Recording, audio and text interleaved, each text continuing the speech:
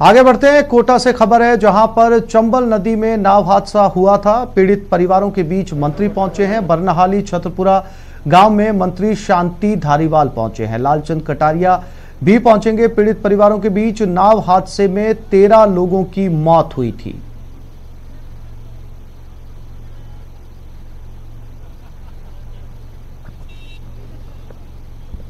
चंबल नदी में डूबने से 13 लोगों की मौत हुई थी और उसी का दौरा करने के लिए और ज्यादा जानकारी के लिए हमारे संवाददाता शाकिर हमारे साथ जुड़ गए। शाकिर, शांति धारीवाल पहुंचे थे, क्या बातचीत हुई ग्रामीणों से, क्या कुछ आश्वासन उनको दिया गया है? देखिए, अभी जो है कुछ देर बाद जो है वो तीनों गाँव में जहाँ पर शाकिर, मेरी आवाज मिल रही है आपको? जी बिल्कुल, मेरी आवाज। हेलो शाकिर, मंत्री जी पहुंचे हैं लोगों के बीच में, क्या कुछ वार्तालाप हुआ है गांव वालों और मंत्री जी के बीच में? जी देखिए आतिफ, अभी कुछ देर पहले ही ये जो काफिला है इनका यहाँ पर सूबी जिले से कोटा जिले में प्रवेश इन्होंने किया है और अब जो 3 गांव हैं, तालाब गाँव, बरनहाली और छतरपुरा, तीनों गाँव में जो है श्री शांति धारीवाल और कोटा के जो प्रभारी बनाए गए हैं लालचंद कटारिया, दोनों मंत्री जो है पहुंचने वाले हैं। हम उनके साथ में पीछे की ओर भी चल रहे हैं। कुछ देर बाद वो वहाँ पर पहुंचेंगे और जो मुख्यमंत्री की ओर से सहायता राशि की जो घोषणा की गई थी, वो सहायता राशि के चेक भी वो परिवारों को सौंपेंगे और परिवार संवेदना भी जो है अपनी ओर से व्यक्त करेंगे। इससे पहले आज सुबह वो 5 लोग जो थे जिनके खिलाफ मुकदमा दर्ज किया गया था लापरवाही बरतने का, लोगों की जान जोखिम में डालने का, उन 5 आरोपियों को पुलिस ने गिरफ्तार कर लिया है।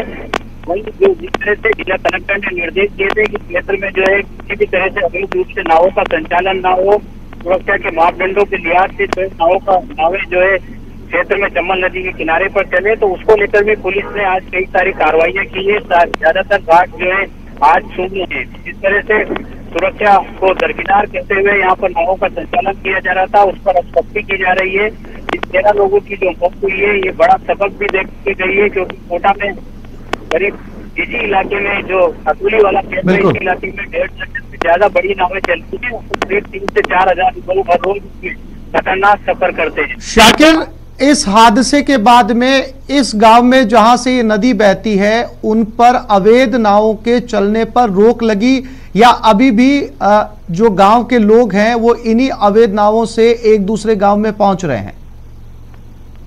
जी देखिए, कुछ रोक की जहाँ तक बात है, इस घटना के बाद से जो है लगातार जो है पुलिस की ओर से कई सारी नावों को सीज कर दिया गया है और जो अवैध रूप से जो नावें चल रही थी, फिलहाल वो नावें जो है बंद है। उनको वहाँ पर जो है पुलिस का पहरा है। जो भी नाव अब संचालित होगी उसके लिए निर्देश दिए गए हैं जिला कलेक्टर की ओर से। डीआईजी भी कल मौके पर पहुंचे थे, उन्होंने ग्रामीणों को जी शाकिर, तमाम जानकारी के लिए आपका बहुत धन्यवाद।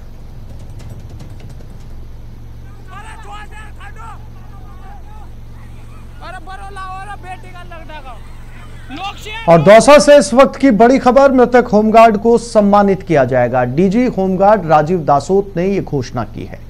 परिजनों को आर्थिक सहायता भी दी जाएगी। परिवार को 2 लाख की आर्थिक सहायता प्रदान की जाएगी। सरकार की तरफ से भी 20 लाख रुपए मिलेंगे। परिवार के एक सदस्य को नौकरी भी दी जाएगी।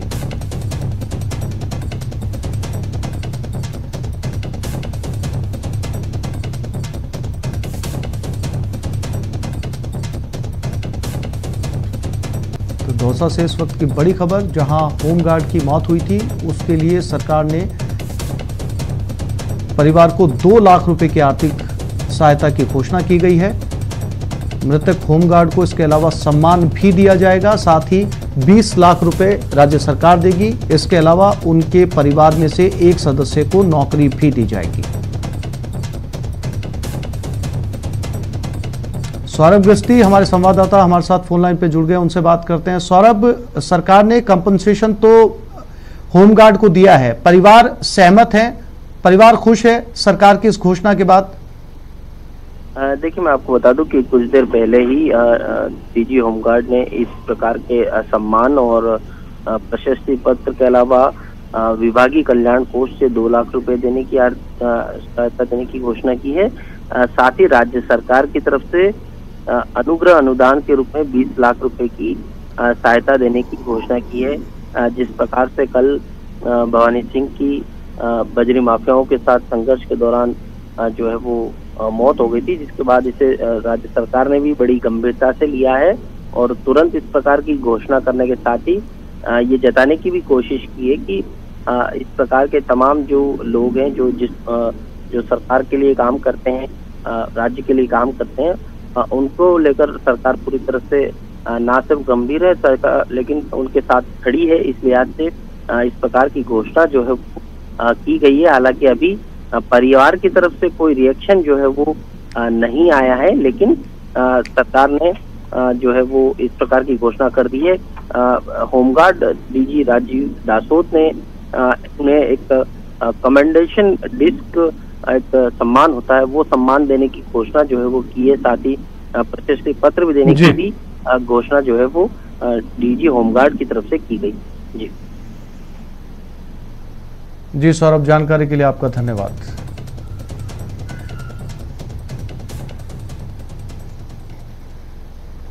और बीकानेर में एसीबी की कार्रवाई सामने आई। घूसखोर सहायक लेखाधिकारी ट्रैप किया गया। जिला परिवहन दफ्तर हनुमानगढ़ के सहायक लेखाधिकारी को 5,000 रुपए की रिश्वत लेते रंगे हाथों ट्रैप किया गया। एसीबी बीकानेर एएसपी रजनीश पूनिया के नेतृत्व में यह कार्रवाई की गई।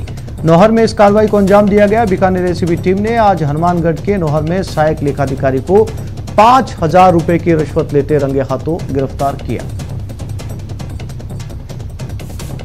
सहायक लेखाधिकारी सुरेंद्र दायमा फरियादी से रिफंड राशि दिलाने के बदले 5,000 की रिश्वत मांग रहा था, जिसकी शिकायत मिलने के बाद एसीबी ने इस कार्रवाई को अंजाम दिया।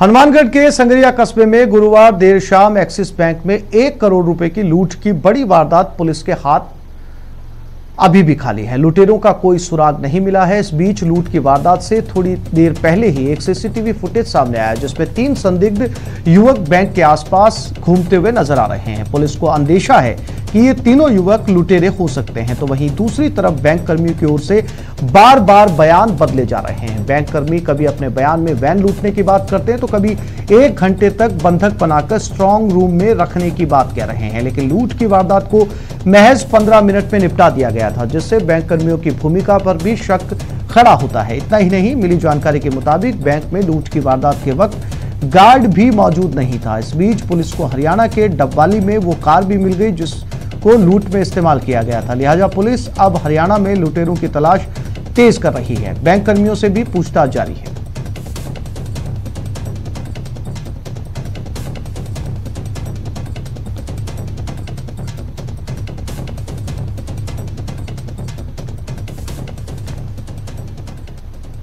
ये खबर जोधपुर से है, जहां गाड़ी चोरी की वारदात सीसीटीवी कैमरे में कैद हो गई। देखिए कैसे बाइक पर सवार होकर ये 2 शातिर चोर आते हैं, सड़क पर खड़ी गाड़ियों के पास अपनी बाइक को खड़ा करते हैं, फिर बाइक पर पीछे बैठा शख्स नीचे उतरता है, इस काली बोलेरो के पास पहुंचता है और बेहद शातिर तरीके से गाड़ी को स्टार्ट कर फरार हो जाता है। महज 1.5 मिनट में गाड़ी चोरी की इस वारदात को अंजाम दिया गया। पुलिस अब सीसीटीवी फुटेज के आधार पर चोरों की तलाश में जुट गई है।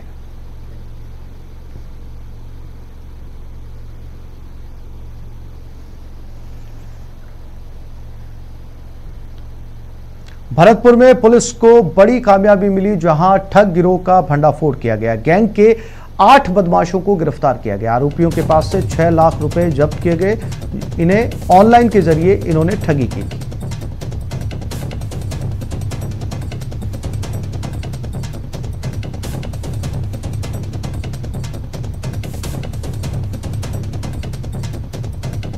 फेसबुक और OLX पर बड़े बड़े लोगों के साथ ठगी करने वाले और साइबर क्राइम करने वाले गैंग का पर्दाफाश किया है और उसमें 8 नौजवानों को, जिसमें से 7 को गिरफ्तार किया और 1 को निरुक्त किया गया, जो संघर्षरत बालक था। और इनसे हमने 6 लाख 4,500 हज़ार नगद, 1 Brezza car, 17 mobile SIM, 6 ATM card, 27 bank passbook, 5 chequebook, 22 mobile 29 फर्जी आर्मी ग्रेड पास।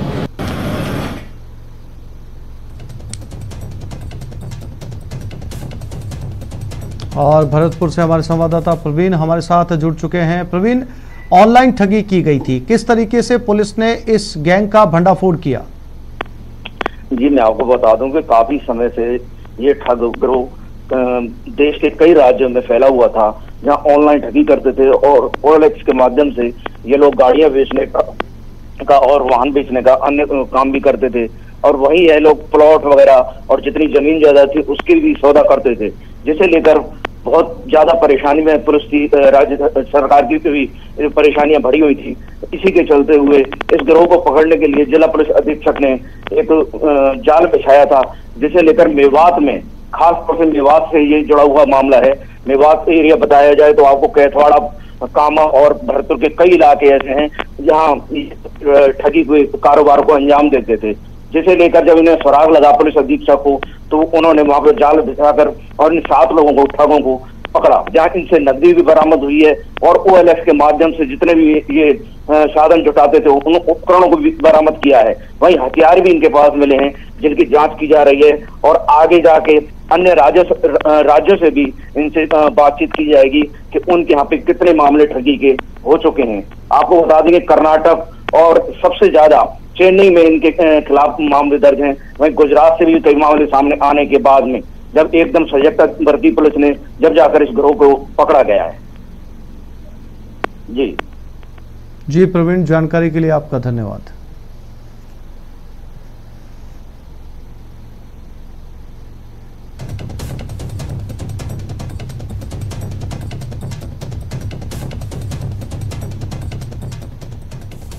और ब्रेक के बाद देखिएगा किसान बिल पर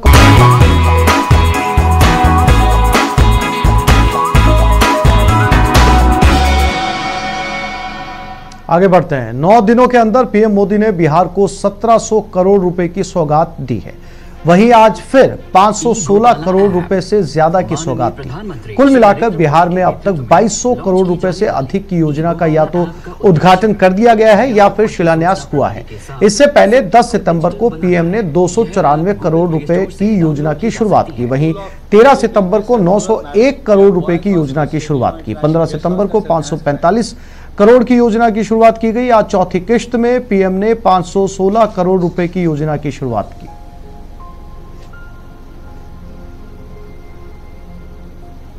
भारत में मत्स्य किसान और ग्राहक के बीच जो बिचौलिए होते हैं, जो किसानों की कमाई का बड़ा हिस्सा खुद ले लेते हैं, उनसे बचाने के लिए विधेयक लाए जाने बहुत आवश्यक थे।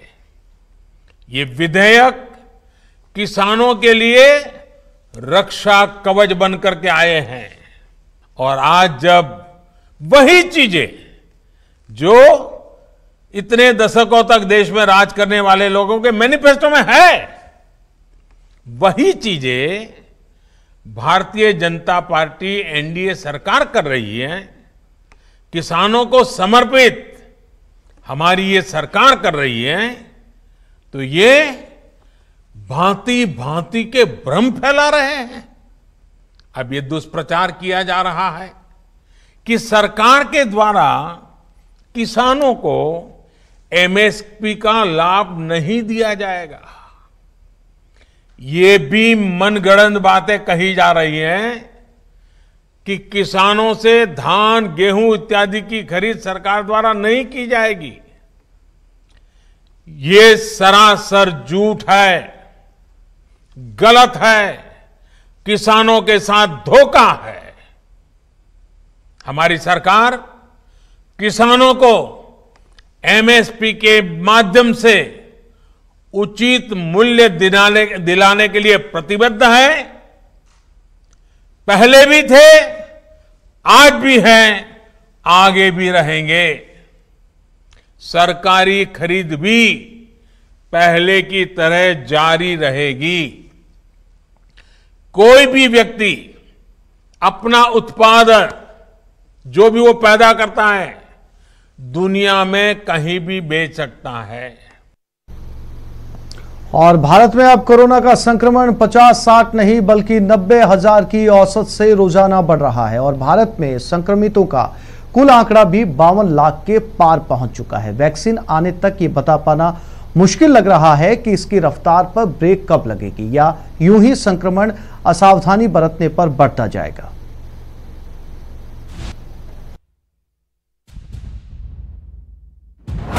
देश में कोरोना का कहर जारी, रोजाना मिल रहे हैं लाख के करीब मरीज। देश में कोरोना का संक्रमण लगातार फैलता ही जा रहा है। अब तो हालात ये हैं कि रोजाना 90,000 की औसत से नए मामले सामने आने लगे हैं। बीते 24 घंटे में भी कोरोना के 96,424 नए मामले सामने आए हैं। इस बढ़ोतरी के बाद देश में कोरोना से संक्रमित होने वालों की संख्या 52,14,000 के पार पहुंच चुकी है। हालांकि इसमें 41,12,000 से ज्यादा कोरोना से पीड़ित लोग स्वस्थ भी हो चुके हैं, जबकि कुल संक्रमितों में से 84,000 से ज्यादा लोगों की मौत हो चुकी है। इसमें राहत की बात यह है कि अब कोरोना से मृत्यु दर गिरकर 1.62% हो गई है और स्वस्थ होने की दर बढ़कर 79% हो गई है। हमारी दुनिया में सबसे कम मोर्टालिटी रेट है और अभी हमारा लक्ष्य है कि हम इस मोर्टालिटी रेट को 1% से भी जो है कम पर ले जाना चाहते हैं। इस बीच बता दें, भारत में 3 वैक्सीन के ट्रायल के अच्छे नतीजे भी देखने को मिले हैं और सब कुछ ठीक रहा तो अगले साल की शुरुआत में देश में टीका भी उपलब्ध हो जाएगा। भारत में हमारे जो कैंडिडेट वैक्सीन हैं उसमें 3 लगभग ऐसे हैं जो फेज 1, फेज 2 और फेज 3 के अंदर पहुंच गए हैं। लेकिन यहाँ स्वास्थ्य मंत्री ने साफ किया कि जब तक वैक्सीन लग नहीं जाता तब तक सावधान रहना जरूरी है। हमारे को उम्मीद है कि अगले साल के शुरुआत के अंदर हमें भारत के अंदर वैक्सीन उपलब्ध हो जानी चाहिए। साफ है, सोशल वैक्सीन यानी 2 गज की दूरी और मास्क ही अभी कोरोना से बचने के अहम उपाय हैं। इसलिए जब तक टीका नहीं आ जाता और लग नहीं जाता, खुद भी सावधान रहिए और दूसरों को सावधान करिए। Bureau report, news 18 network. Bharatpur में सिमको फैक्ट्री के कर्मचारियों के मकानों को तुड़वाने के बाद अब सिमको राजकीय स्कूल पर भी गाज गिर गई। शिक्षा विभाग ने सिमको स्कूल की बिल्डिंग को जर्जर बताकर स्कूल की बिल्डिंग को तुड़वा दिया और अन्य स्थान पर स्कूल को मर्ज कर दिया, जिससे न केवल स्कूल के बच्चों को परेशानी हो रही है बल्कि आसपास रहने वाले लोगों के लिए भी परेशानी खड़ी हो गई है।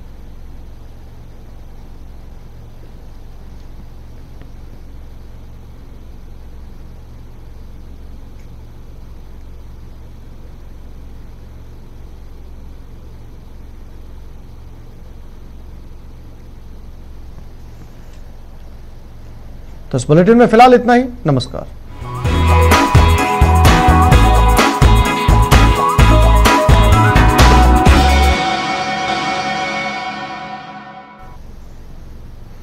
और इस समय सीधा रुख करते हैं जहां पर शांति धारीवाल इस समय गांव में पहुंचे हुए, जहां पर चंबल नदी में नाव हादसा हुआ था और 13 लोगों ने अपनी जान गंवा दी थी। मौके पर मंत्री मौजूद हैं, तस्वीरों के जरिए आप देख सकते हैं। गांव वालों से उनकी बातचीत जारी है।